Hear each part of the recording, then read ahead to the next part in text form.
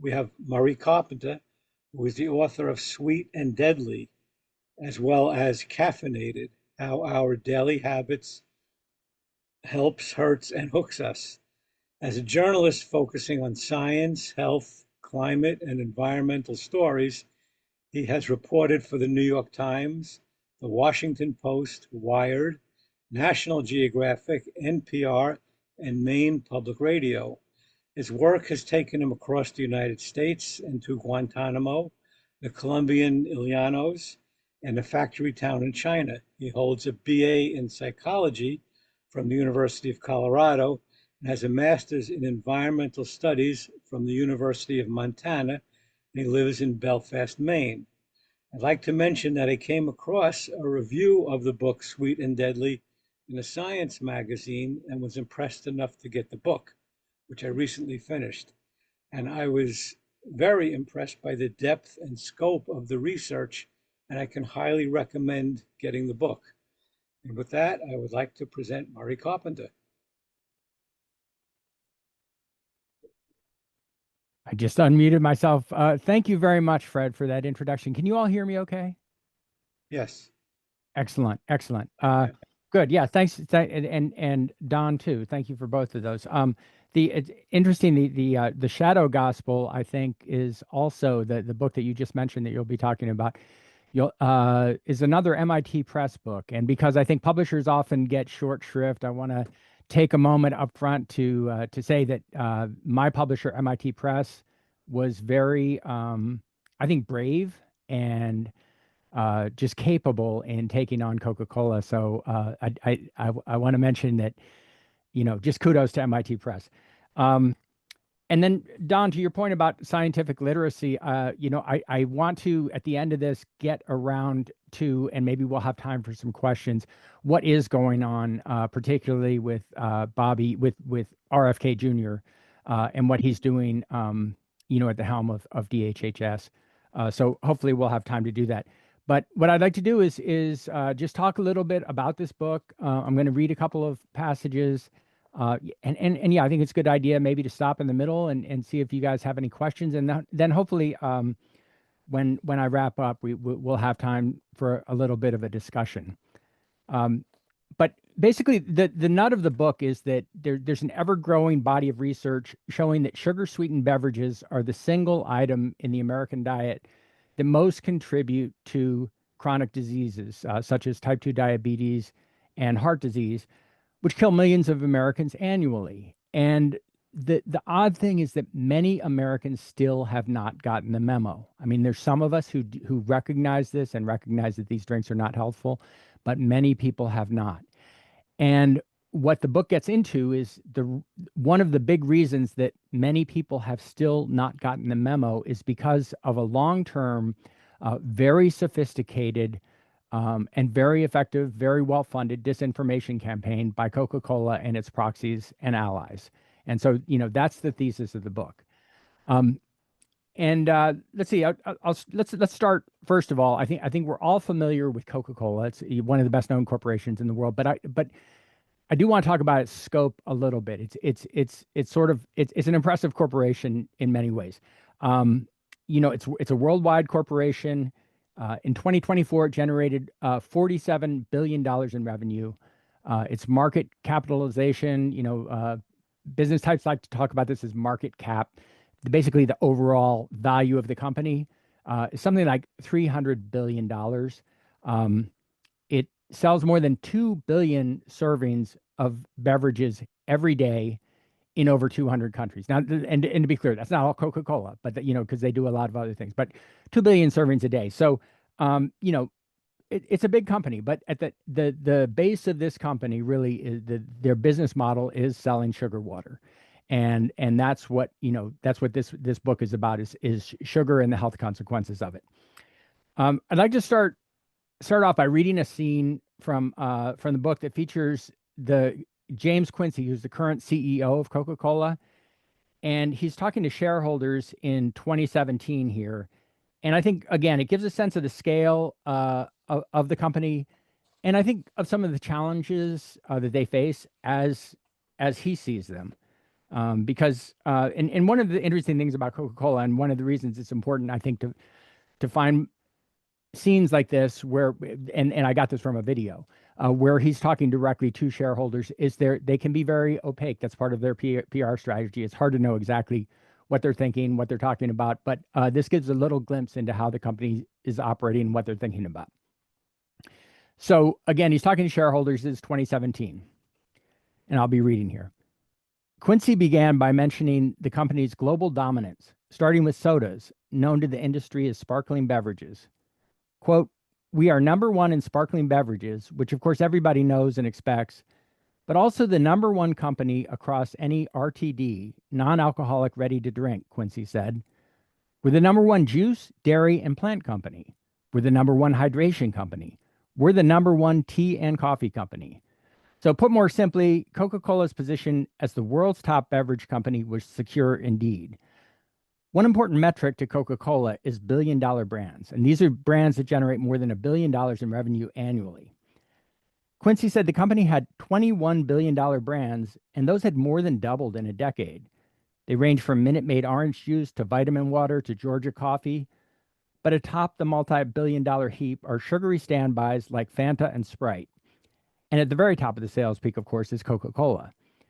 So it seemed appropriate that Quincy pivoted from overall corporate health to the soda wars.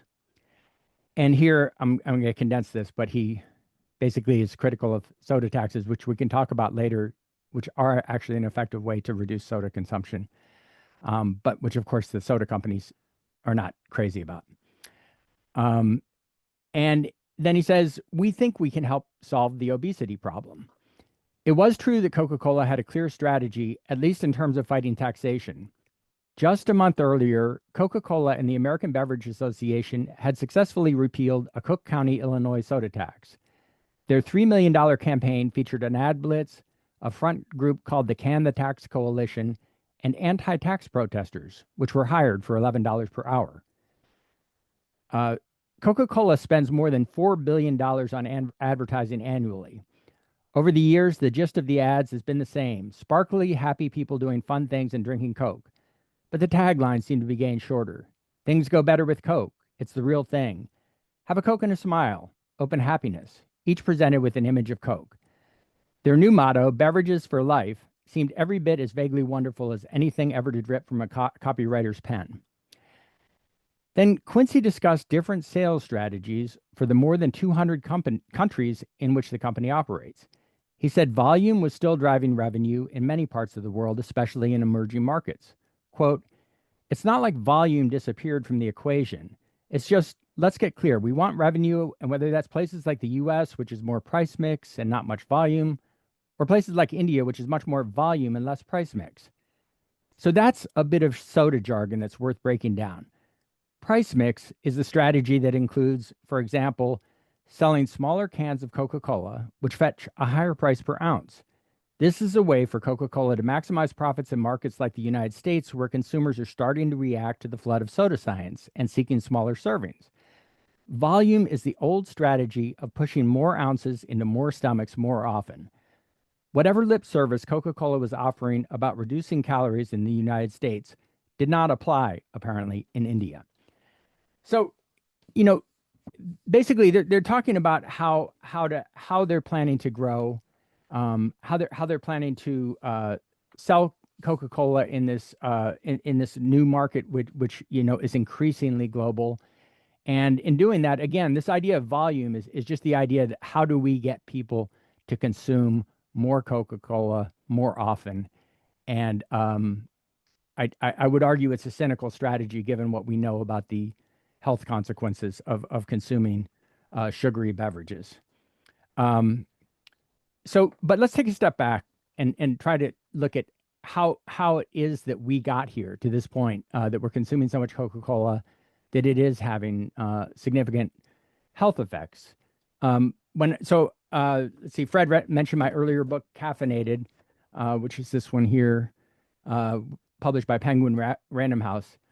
When I wrote that, I was surprised to learn that the caffeinated beverage that we consume the most of by volume is not coffee or tea, but it's sodas. And a lot of people would ask me after that book came out, basically, I think people wanted the cliff notes. They wanted to know, is my caffeine strategy healthy? I mean, that was kind of, it. And so, my pat response was, if you don't suffer from anxiety or insomnia, you're not trying to get pregnant, and you're consuming your caffeine in a healthy form like coffee or tea, knock yourself out. But if you're consuming it in the form of a sugar sweetened beverage, you might really be running some health risks there. But the consumption sort of statistics are pretty striking. So in 1950, we were consuming about 40 gallons, like as Americans, about 40 gallons of coffee annually and about 40 gallons of milk. I mean, milk just as a beverage, and about 10 gallons of soda. And 50 years later, by the year 2000, we were consuming half as much coffee, 20 gallons. We were consuming a quarter as much milk, 10 gallons, and 5 times as much soda, 50 gallons of soda per capita by the year 2000. And that's when soda consumption peaked in the US. So, the other thing that was going on at the same time that soda consumption was rising dramatically is America's health was suffering. And, one of the statistics that's pretty dramatic is in the same period, the average American male gained about 30 pounds and the average American woman gained about 26 pounds. So there were definitely some things going on. This is not to say that Coca-Cola is the only thing driving this. There were a lot of other things going on, but it's certainly a factor in the chronic disease equation. And, the epidemic of chronic disease was concurrently really taking off. People often refer to chronic diseases as diseases of lifestyle because they can be influenced by things like your own decisions about exercise or diet. But these days, more Americans are facing one or more chronic diseases than are not. And, these include heart disease, some cancers, lung disease, stroke, Alzheimer's disease, type 2 diabetes, and chronic kidney disease. Chronic disease, writ large as a group, chronic diseases kill about 1.7 million Americans annually. And, to put this into context, this is 20 times more than opioids kill. The healthcare costs in the US alone are more than $4 trillion annually. So, chronic disease is a major concern. I argue, again, in the book, that one of the driving factors is the American diet, and one of the worst element of the American diet is the sodas. And so, this can seem academic, though, right? I mean, it's kind of wonky to talk about chronic disease and everything. So I did include a few examples in the book of people who have struggled with sodas, with sugar sweetened beverages, and with chronic disease. And so I'd like to read a passage here, if it's okay with you guys, from a guy named William Eubank, Billy Eubank. And he was an interesting guy, and I was glad he shared his story with me. By 2020, when William E. Eubank II was 67, he'd been a Coca-Cola addict for 5 decades, and he described himself that way. He described himself as a Coca-Cola addict. For many of those years, he drank 2 or 3 2-liter bottles a day. Eubank partly attributes his Coca-Cola loyalty to savvy ad campaigns that he felt were wonderful, sexy, and morally appealing. Like millions of Americans, he especially liked the "I'd like to buy the world a Coke" ad that debuted in 1971 and is widely considered one of the most effective ads in history. Quote, "Let me tell you something. I thought that was wonderful. I really did, because I'm one of those people drinking the Coke," Eubank said in a phone interview from his home in Virginia. His story illustrates the allure of the beverage, the health risks it poses, and the cognitive dissonance some soda drinkers experience as they try to reconcile the two. Eubank's father was very concerned about him and his sister drinking so much Coca-Cola, and once sent Eubank a clipping about Coca-Cola working to make the drink addictive. But Eubank said he was young and not concerned about it. Eubank is from a military family, and his own nearly 20-year career in the U.S. Marines took him all over the world. Coke was everywhere he went. Quote, "There was no place I could not get a Coke.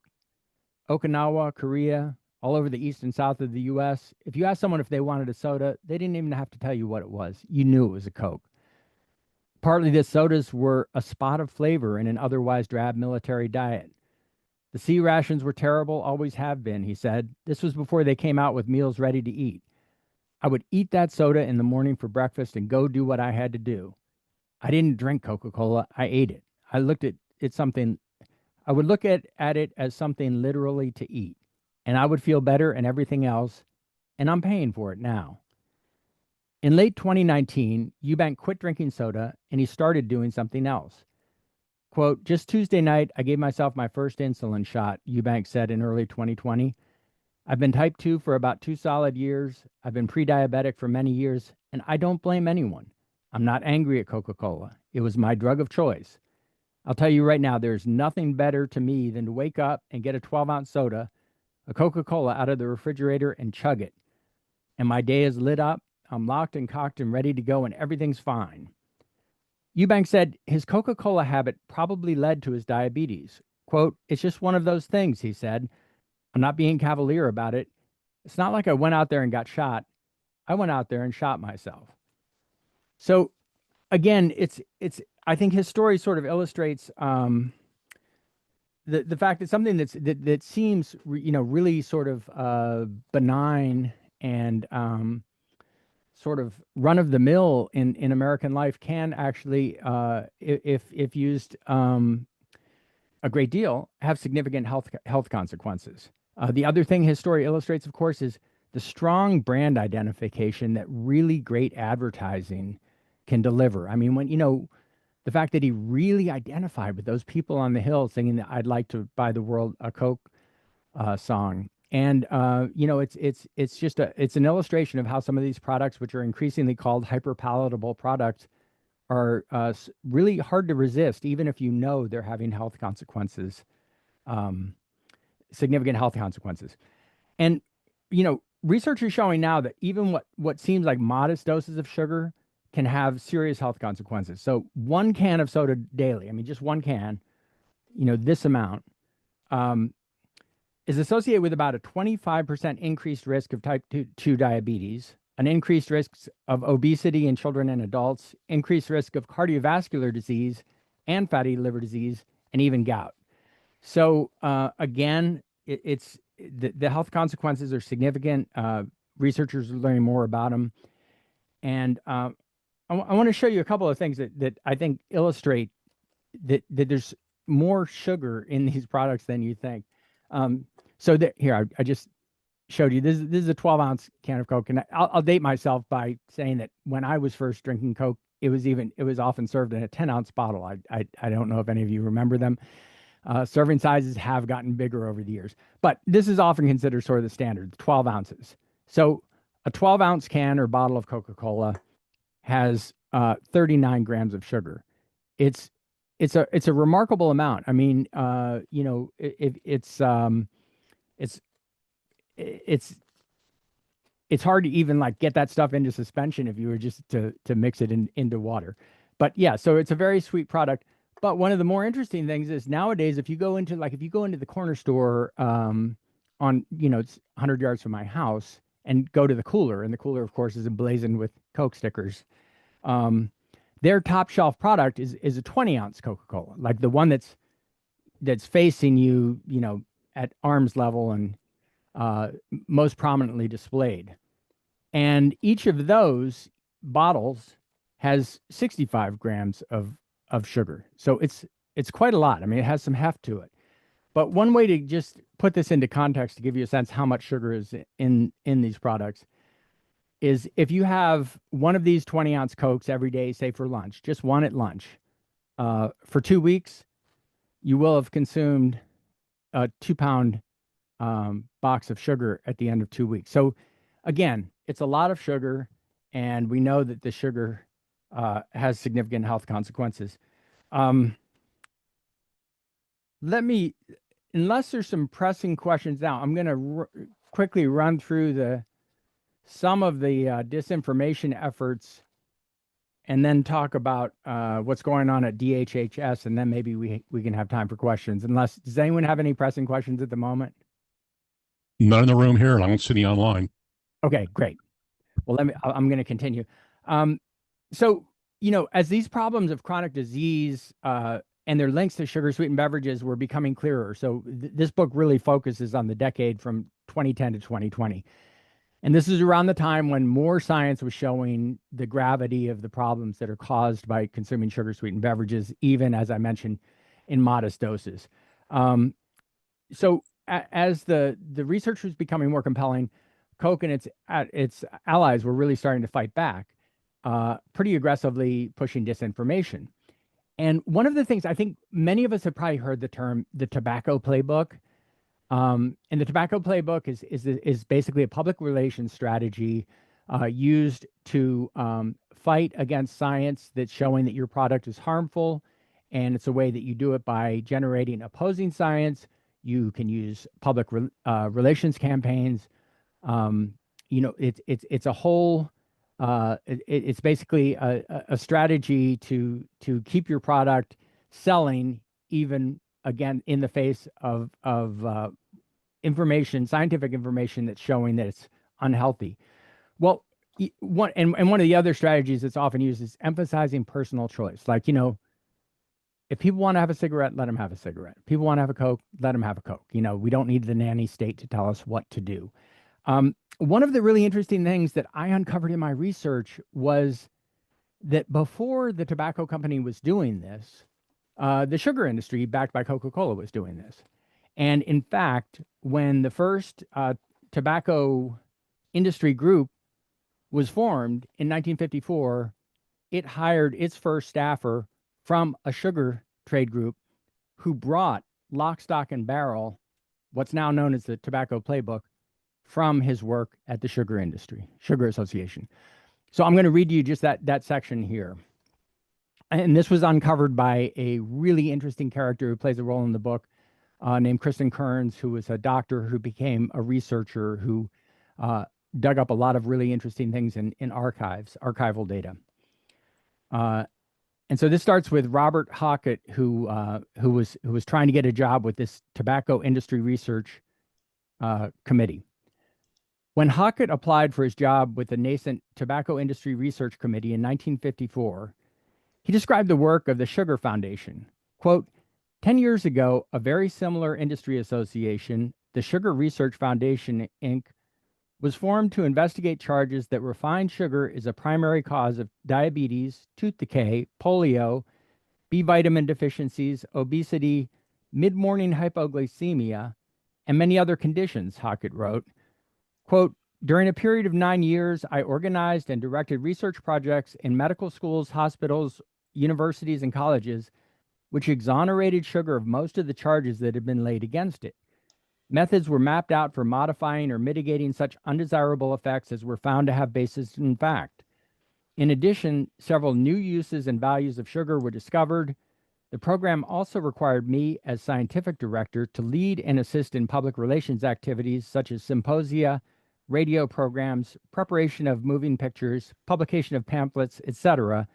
I delivered scores of talks and addresses before popular industry and scientific groups. So here, Hockett was describing what's now known as the tobacco playbook before the tobacco industry was using it. And I think the reason I bring this up is because it's well known that the tobacco industry has been, or was, and probably continues to, pulling the wool over the eyes of the American consumer. It's well known that, ExxonMobil did this, that Purdue Pharma did this. Coca-Cola has been at this for longer, and I would argue more effectively than these other organizations, because we still don't recognize that that's exactly what they're doing. And a big argument of the book is that if we did understand the health risks of sodas, we would take more action to reduce their consumption. Let me just then get quickly to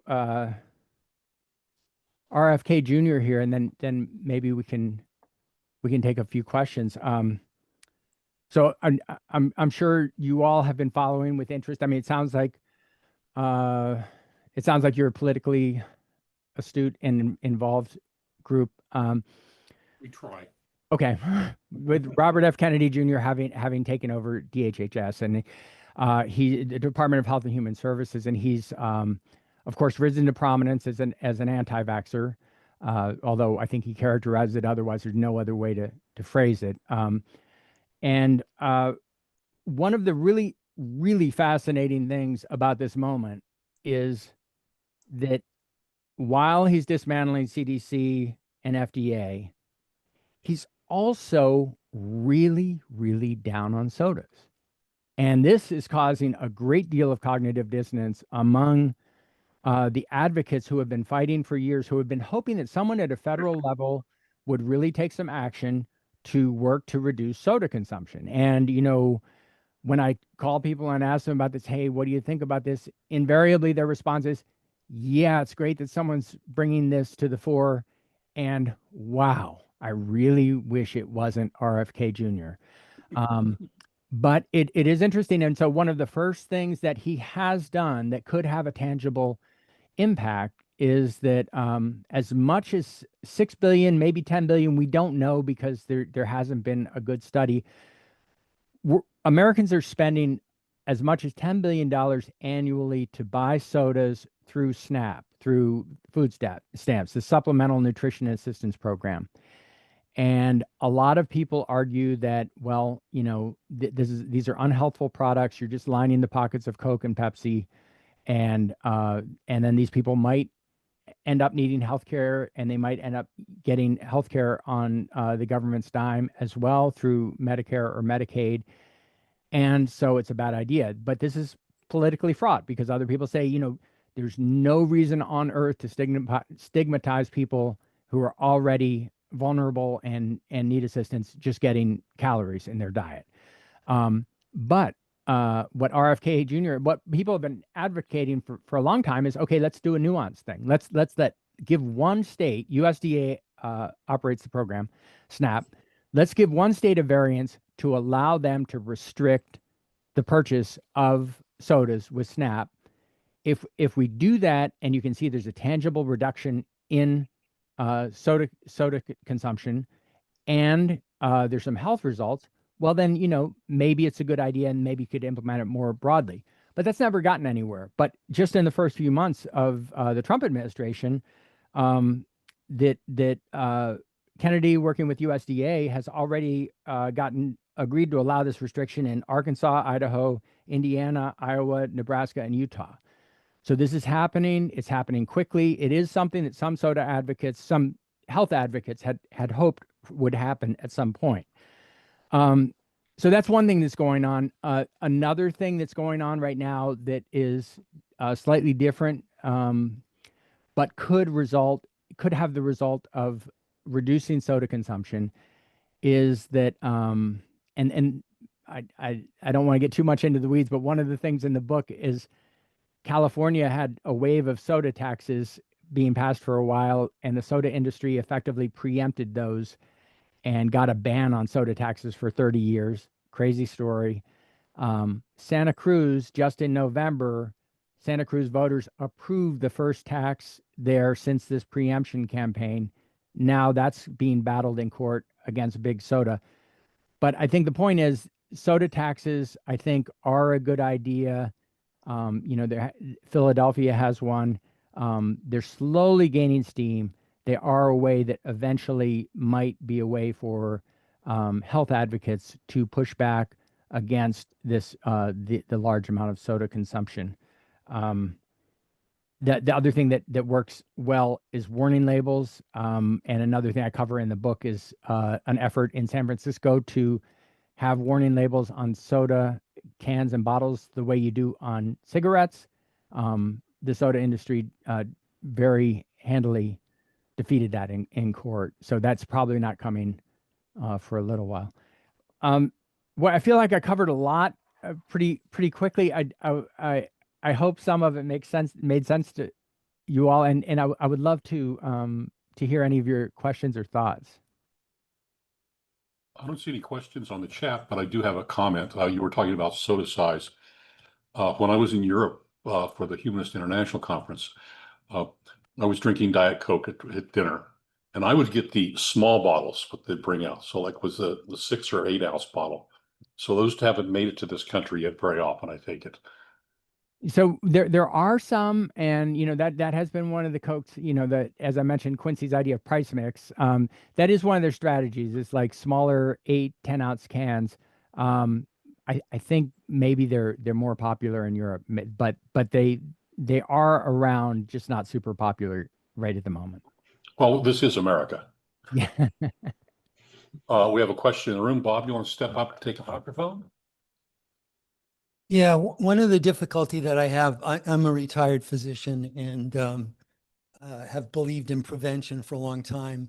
One of the difficulties is that the average person doesn't have a good idea.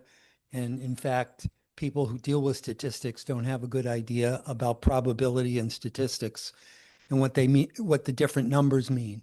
That is, the drug companies will tend to put things out as far as relative risk rather than absolute risk. And there's not attention paid to baseline rates of a disease or an ill condition. And are there any attempts to, like, I think it would be a good idea to teach probability and statistics like in elementary school or middle school or something, because that's more important type of math. But the difficulty is if there's a low baseline rate, and you have this good relative risk, there's a 20% or a 50% increased risk in something, but if the baseline rate is very low, the probability is still very low, so it doesn't make that much difference. But is there any attempt to like simplify things for people so they understand better, like how much of a risk there is? So I don't know, I think your point is great, and it gets back to this idea of scientific literacy, or statistical literacy, which, is crucial. I don't know of any efforts like that. I'll say something that I think is tangential that, and maybe me getting on my soapbox a little bit as Don did earlier. I think being cynical, I see in our fractured media environment maybe more push in the other direction. There's a lot of low quality information, of data that may be not scientifically verified or verifiable, that people are consuming readily as fact. So I don't I don't know the answer to your question, but I do agree that it would be great if more people understood the basic ideas of risk and statistical risk. Yeah. Fred, you had a question? You want to? Well, it was sort of a comment. One thing that I learned in the book, among many, one thing was that how high fructose corn syrup is used as a sweetener, and that it is much more harmful than just sugar. And it's not just calories that are in the can, but the high fructose corn syrup is not metabolized the same way that glucose is.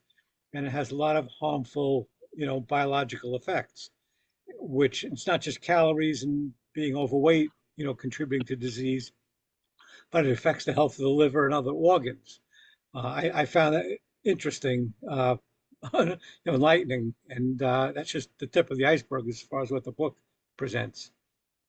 Well, thanks. I mean, that is an interesting thing. High fructose corn syrup, I think the big thing about it is that the stuff is so cheap, and it came along right at a time when we were, it became so abundant, at a time when we were switching our, sort of putting the black hat on fat, in the American diet, around 1985, more or less.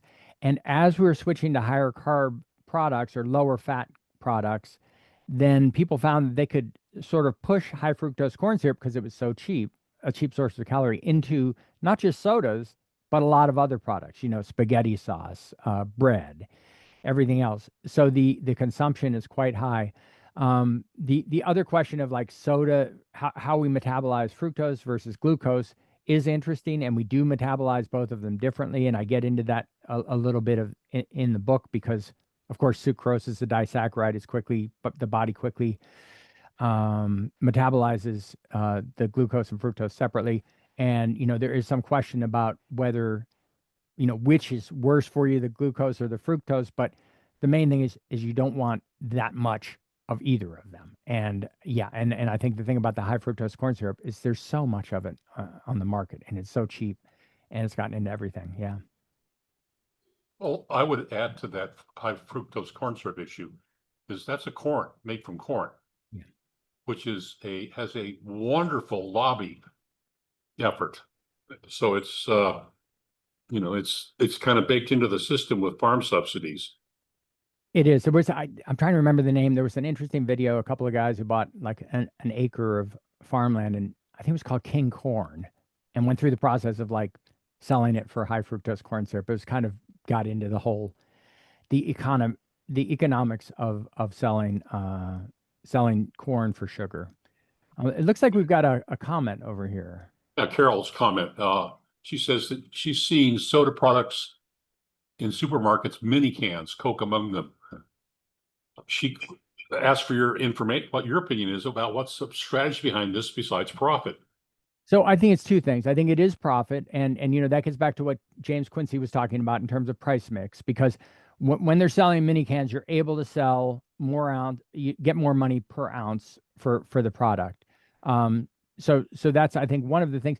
But the other thing is Coca-Cola. They certainly will tout a couple of things. They'll say, okay, we have X number of products with non-nutritive sweeteners, meaning diet products, and they're sort of putting that on the plus side of their ledger. And they'll also say, and we're offering our products in mini cans. So there's also a public relations strategy here that they're saying, because we're offering these products as mini cans, we're doing something to improve your health. And of course, if you are consuming less ounces of Coca-Cola, if this is an effective strategy for you, then yeah, it's a good strategy. But yeah, I think it's both profit and public relations, I would say. Mm-hmm. I have another a question for you to follow up. Something you mentioned earlier at the start of your presentation was applauding your publisher for being willing to to help publish your book, and this topic that can have may have some pushback from corporate entities. I see just in the news lately that there's been more pushback by corporations going after people trying to put out information that they might consider detrimental for their bottom line. Have you experienced that with this book, or did you have to do extra vetting with anything, or about that in general? So I have not experienced it with the book. We did all the vetting we could. We had a legal read and an independent fact checker. We didn't make anything up, and there are 50 pages of footnotes. So everything that I assert that might seem negative or is factual in the book is backed up.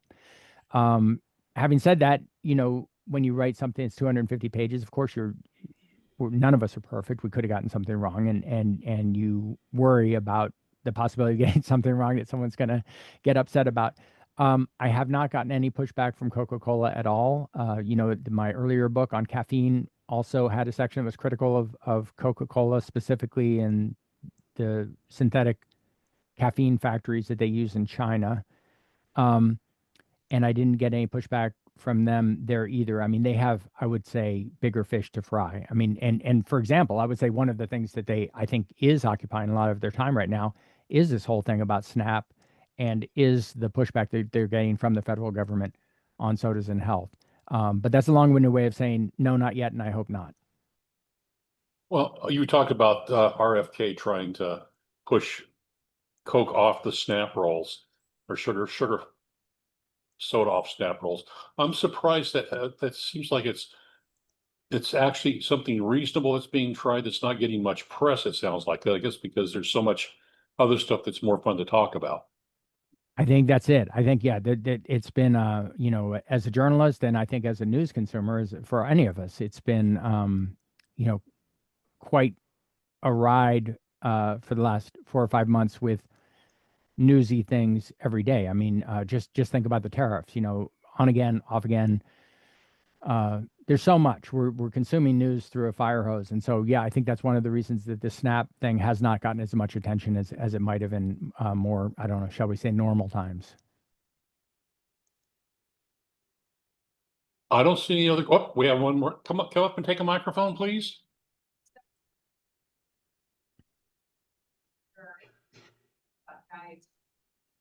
Do you have any comments about Diet Coke? Oh, Diet Coke. So yeah, boy, I get this all the time. Because the people love. My wife is listening carefully. Okay, people love Diet Coke. And I want to be clear. My book is about sugar sweetened beverages and the health risks of the sugars specifically. So Having said that, there are some concerns, and I'm not an expert on this, and I did not get into this in the book about diet sodas. Some about how the so-called non-nutritive sweeteners can affect your gut biota, and can even to a much lesser degree, of course, trigger some insulin response because you think you're consuming something that's sweet. They're basically tricking your body. However, I would say if it's between soda and diet soda, I would strongly favor diet soda. One of my sources characterized it as a great bridge sort of beverage. If you're a soda consumer, you want to move to something more healthful, then first go to diet soda and then go to something else. And getting back to my sort of caffeine-centric view of the world, I think a lot of people do not recognize the degree to which caffeine drives their diet soda habit. So, 20-ounce diet soda, 20-ounce diet. So Diet Coke has about 30% more caffeine than a Coke.